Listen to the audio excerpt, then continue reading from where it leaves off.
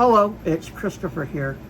And today, from the suggestion of my friend David Thurber, I'm going to be doing a video on how I do weathering and graffiti on my rail cars. Now, I don't do it like a lot of other people do. Because I'm an acrylic painter, I do most of my work with acrylic paints. Sometimes inks, like India ink, for washes or whatever. I don't use pastel colors, chalks. I don't use, say, airbrush. Definitely don't use airbrushes. Everything is the way I do it. It's because I'm used to it. So, I'll show you how I do it. I know there's going to be some who will be like, well, you should do it this way. Well, it's the way I do it. Just disclaimer. So, anyway. So, as you've seen in the previous video, I have gotten some new boxcars from Prairie Shadow Models. And so, I'm going to be using one of them, this one, right here, as my example on how I weather cars. I'll eventually weather and graffiti all of them, but I'm only going to do this one in the video. So you notice I've already clipped the trip pins on the couplers. Now in the previous video I said they were number 5s. I was wrong.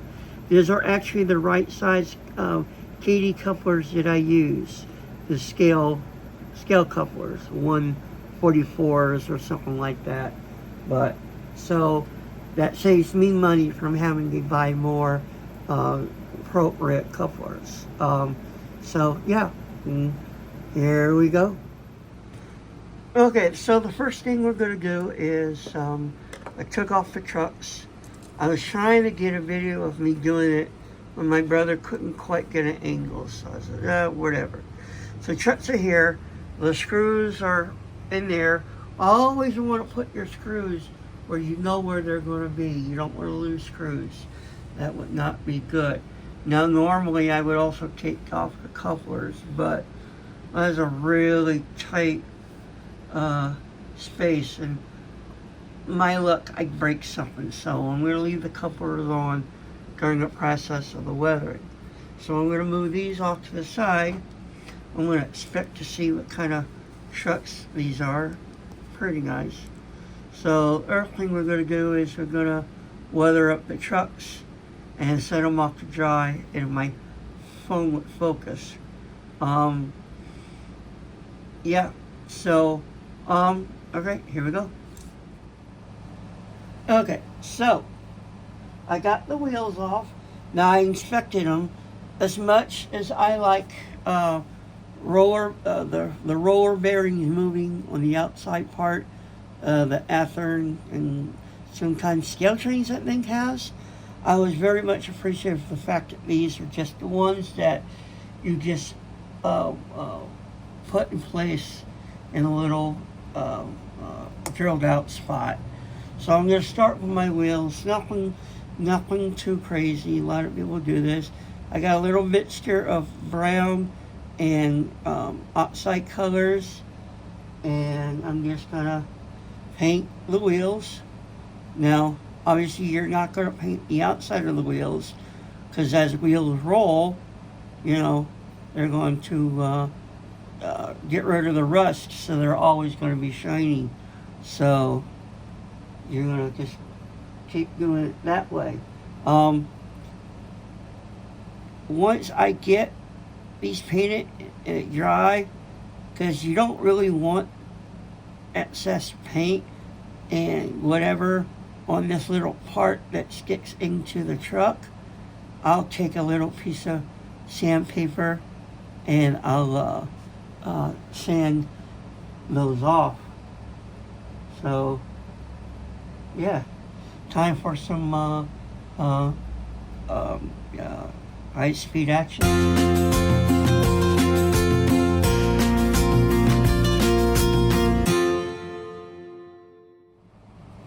Okay, so now that the wheels are done, let's weather the trucks. Again, I just got a mixture of browns and oxides, and I just go over them with a light brush. I don't do much water. If there's too much water like there is, I go back over it and really spray it down. And I do this in 2 layers. I let the first layer dry, and I go back over with a darker layer. Normally you would need to do it the other way around, but I don't know if that works for me.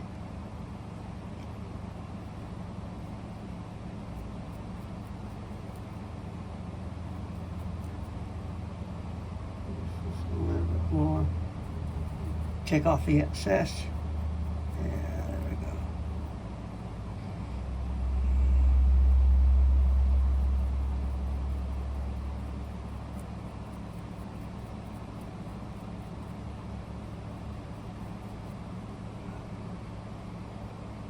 That one needs a little bit extra. I didn't get quite as much paint as I should.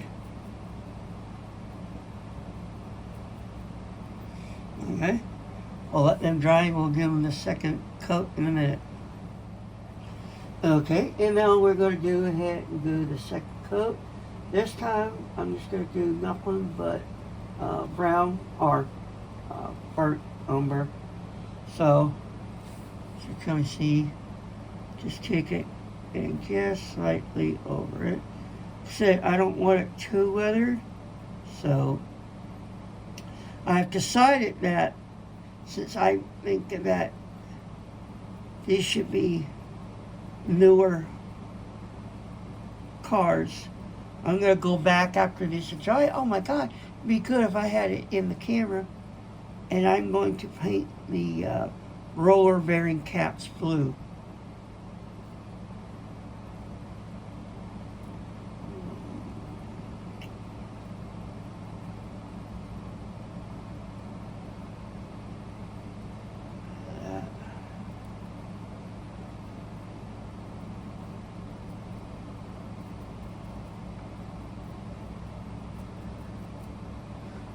Okay.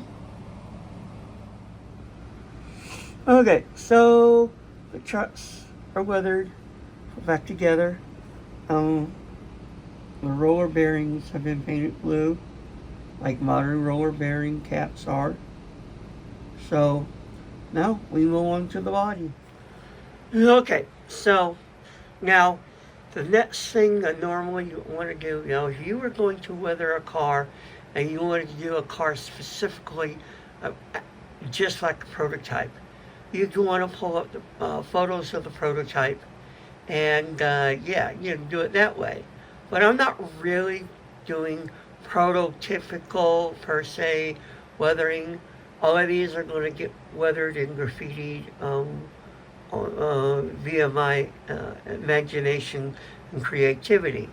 I would say, now if I had a car, if we were doing that Canadian National, or let's go back, let's say if I was doing this other Athearn boxcar of mine, the first thing I would do is I would mask out the reporting marks and numbers.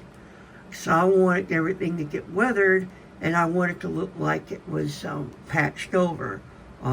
Since this is, you don't do it all the time for that. Like on the rail box cars, we won't do that because they're relatively new and they're not going to get that weathered per se, so it won't be something.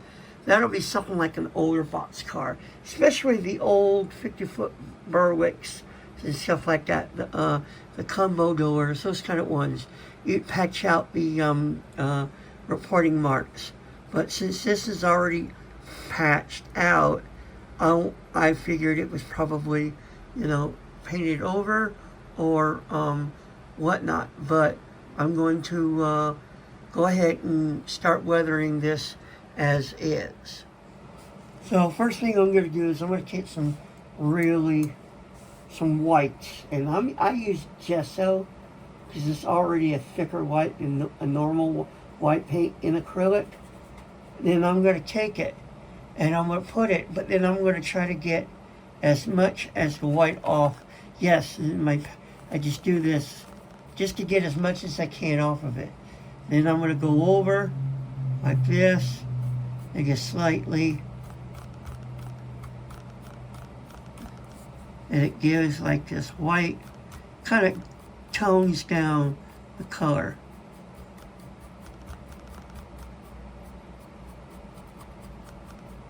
You got to be very careful in with all the detail parts.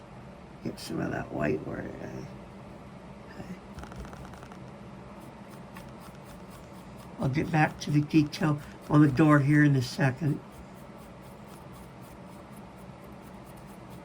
You got to be very careful and you got to be very gentle when you deal with detail parts. If you put too much on here, I just wipe it off and it might look good like that. Okay? Now, in the real world, as trains go, dirt and dust and grime always likes to get onto cars, mostly from the bottom. So now I'm going to take a little bit of burnt umber. I just use, the paints that I use when I paint my paintings. And again, like the white, you don't want a lot on there. When you do, you're going to knock off most of it. I'm doing that in my palette instead of actually on my desk here. And we're going to go from the bottom up, kind of like a motion. Imagine it raining and the dirt bouncing up. Again, that's too much. I don't want it to be that significant. So now we're just going to bounce up just a little, not much. Okay? And that white is still there, so that should help kind of tone down the browns and grime a little bit.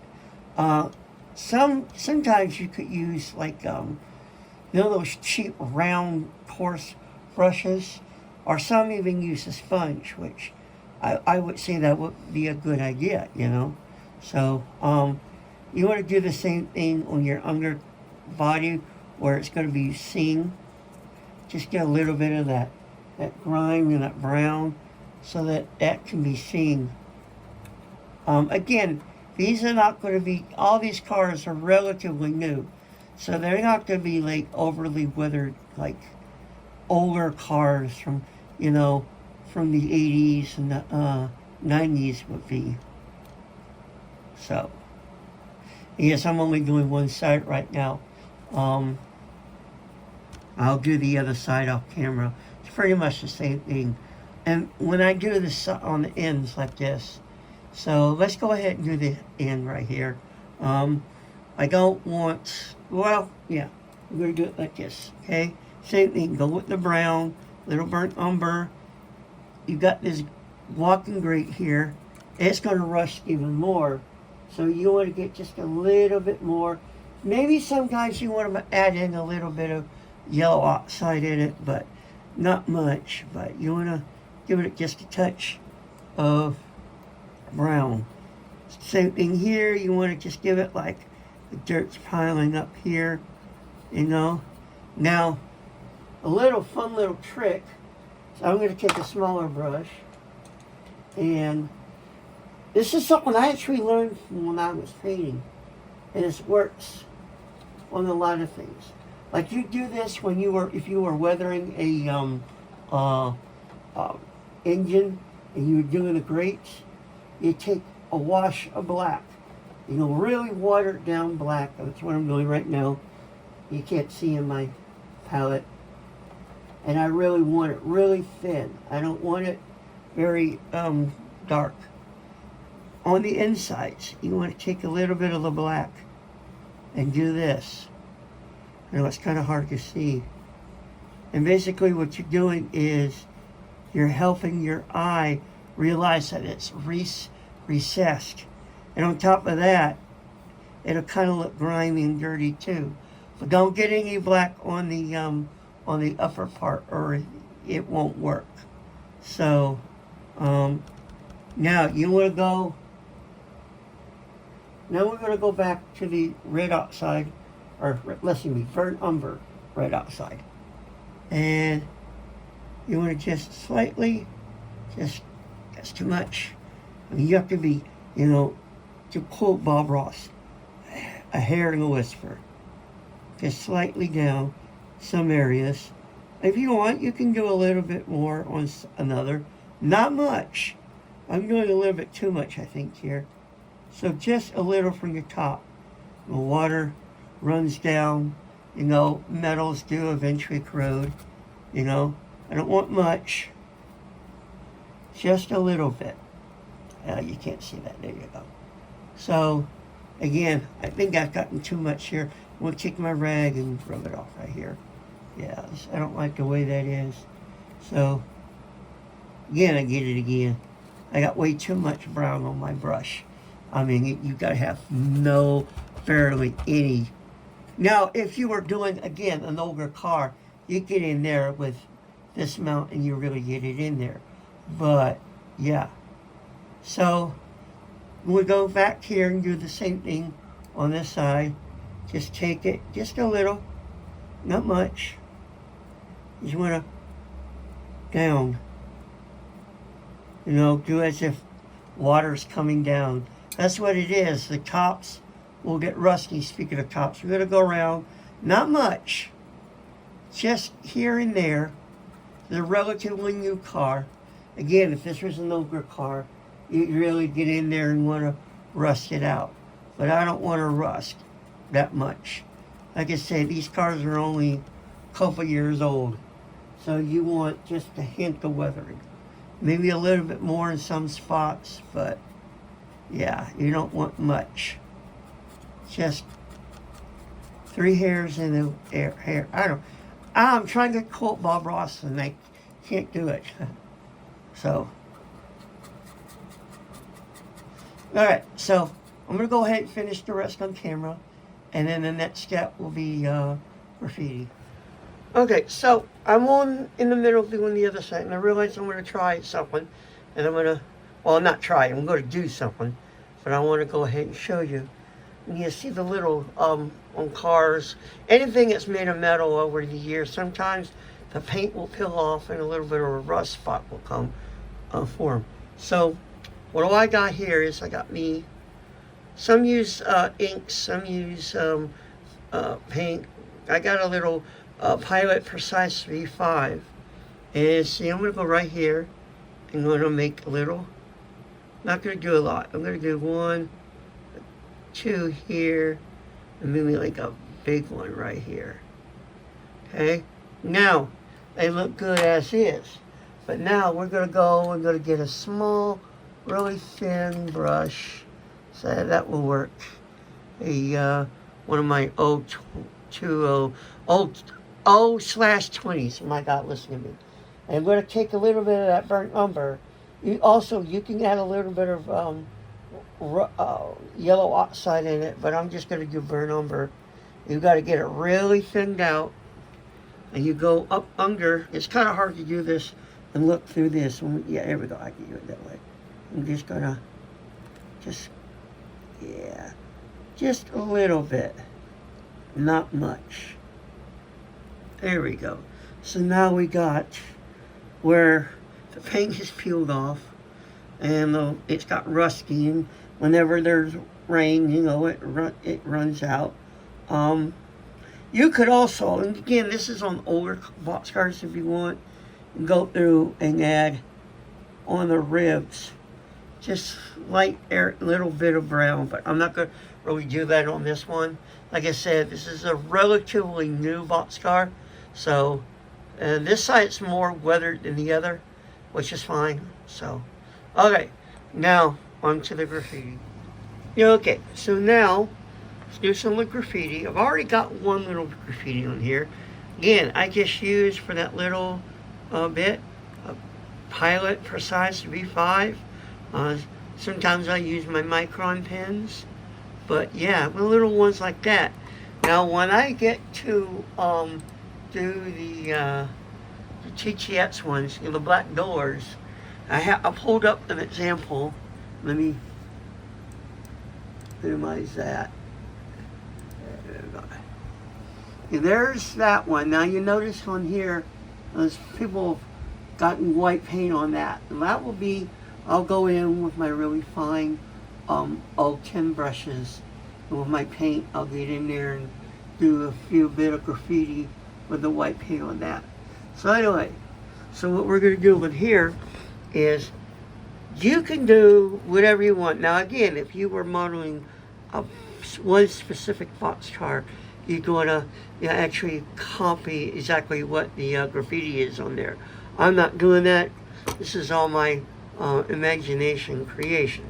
So, check this so you can see better. I got on here, I penciled down 2 things of graffiti. I'm not going too crazy.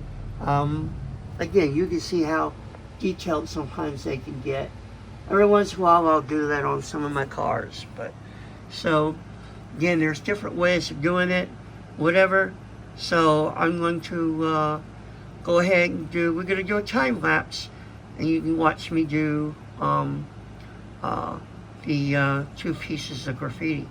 All right.